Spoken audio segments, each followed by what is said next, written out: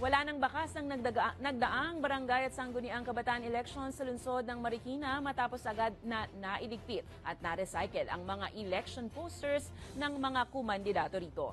Ayon sa pamunuan ng City Environmental Management Office, linggo pa lang, nagbaklas na ang karamihan sa mga kumandidato pati na ang kanilang mga supporter ng mga ginamit na poster gaya ng tarpaulin.